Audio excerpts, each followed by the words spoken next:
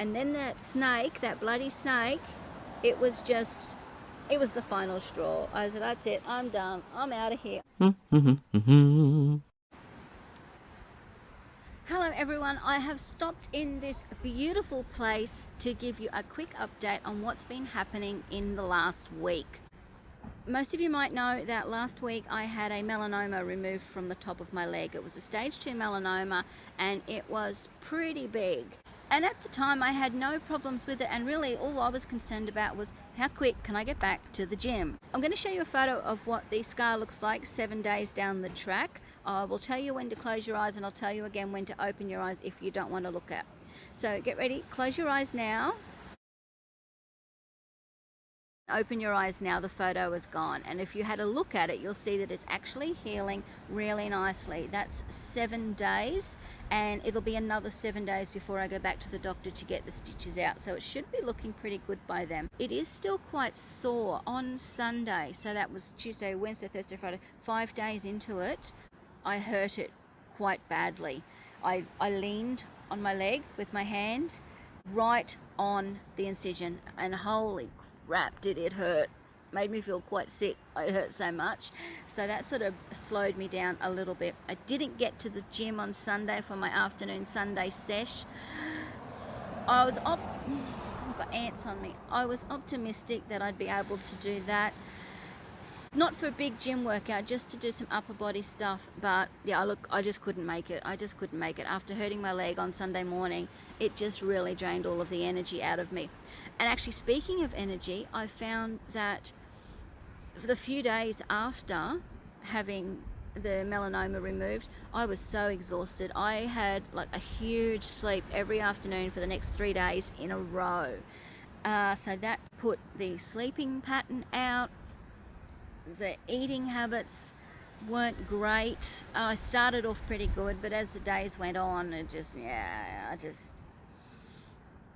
lost enthusiasm for everything, and I started to get quite depressed. I self-medicated with ice cream. I wasn't doing much activity, obviously, because I couldn't walk very well, and I was just feeling down in the dumps. You know, all of those annoying little things that when they're on their own and you're in a good state of mind, you can handle them.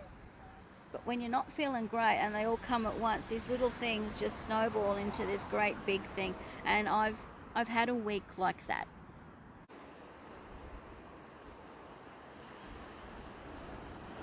I can't remember what night it was. It might have been like Friday or Saturday night, something like that. Lucy was going absolutely nuts. She was in and out the back door, out in the catio, back inside, out in the catio, back inside.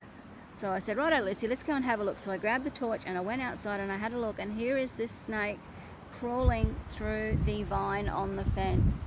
So now, look, I'm not afraid of snakes. Snakes don't worry me. We used to have a snake as a pet in the house, and I absolutely loved when he came out of his tank and we had snake cuddles. I like the feel of them. They're cool and they're smooth and they're soft, and he just had the most beautiful, placid nature that you could ever want.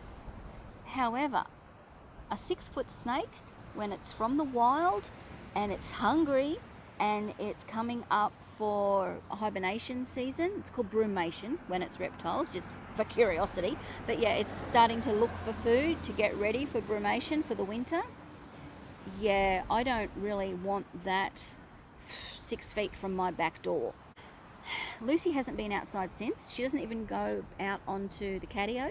She just doesn't want to go out there, and that's really sad, because you know, every day, 2 or 3 times a day, I take Lucy outside for a walk on her lead. We walk around the yard, she rolls in the grass, she lays in the sun, she chases bugs, and that's her thrill. You know, other than that, she is an inside cat where it's safe, and now she hasn't wanted to go outside, and I just feel really sad for her.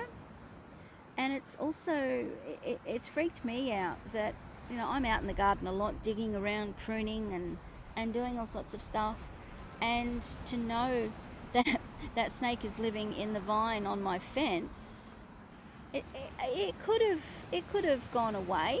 But a couple of days before we saw it, we saw the palings on the fence moving by themselves. There was obviously something crawling along, behind it.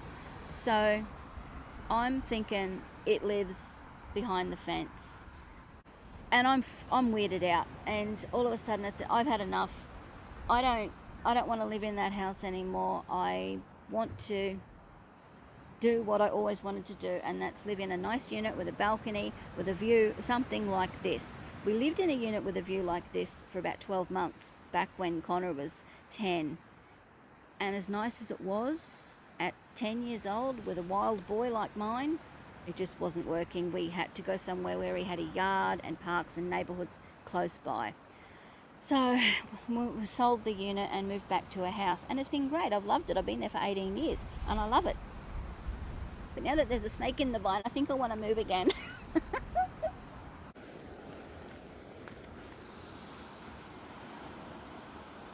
Another thing that's been getting me down this week has been the situation with my dad moving into aged care and all the other things that work with that, like his house and the paying of the fees and the selling of the house and the cleaning up of all of his stuff. And it's been really stressful for me. If you're new here and you're not up to date about the dad situation, he had a fall 6 months ago now, and cut a long story short, he's ended up having to move into aged care permanently. It wasn't his choice. He doesn't want to be there, but his mobility is to the point now he can't look after himself well enough, so he's been told that he could not go home. He had to stay permanently in the aged care facility, and it's a beautiful place. I'm ready to move in. I think it's absolutely lovely, but at the same time, he got up one morning in his own bed, and the next thing you know, he fell over, went to hospital for a month, and has never ever got to go home since. And look, along the way, he actually hasn't been the nicest person to deal with at times. So there's that to deal with, which is really hard on me. And my son and I now have to go down to his house and clean out all of his stuff. It's a lot of work. It's a lot of hard work that neither one of us are sort of physically up to doing. I've got my fibromyalgia, and my son has nerve damage and RSI in both of his wrists, and we've just both sort of struggled to get through each day with our pain limits. And now to have to add into this extra big thing, it's just been really difficult. It's just a lot of stuff. Nothing that's too overwhelming on its own, but when all of these things happen, when I'm feeling physically and emotionally run down because of a great big hole in my leg, it's just been a lot to deal with. And then that snake, that bloody snake, it was the final straw. I said, that's it, I'm done, I'm out of here, I'm moving, I'm going away. I'm going to run away to a cave in the bloody mountains in the snow somewhere, but I wouldn't like that either. It's too cold for me. I like my sun. And then of course there's my weight loss journey, which has come to a screaming, grinding halt. I haven't been able to do any exercise. I've barely been able to walk. That was, like I said, a week ago. Today was the first day I managed to get down to the gym, and I did some upper body work. I did some free weights.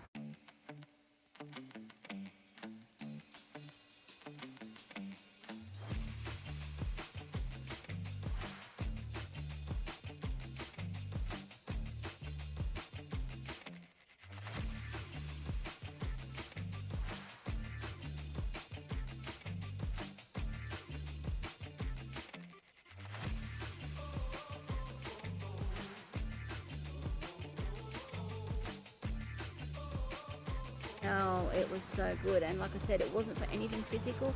It was all purely for my mental health. And then I've come down here, sat here this afternoon. I can see the water behind me, so I'm not missing out on that amazing view. And I'm just feeling so much better. So it will be okay. Give it another week till the stitches come out, and then it won't be pulling on my legs so much. At the moment, every time I bend down or step or climb or do anything at all that puts any pressure on the stitches, they pull. So I've just been really, really careful and haven't done anything that's going to interfere with the healing of this big ass hole in my leg. So between very little activity and eating pretty much whatever I wanted and being emotionally down, I have gained, I don't know, a little bit, about half a kilo this last week. I haven't recorded it. It's not part of the official weigh-in. I've just been getting on the scales every couple of days and keeping an eye on it. But I'm not worrying about it. It'll balance itself out. Give me, a few more weeks till I can get back to the gym and put in that extra work and get in some cardio, and it will all balance itself out.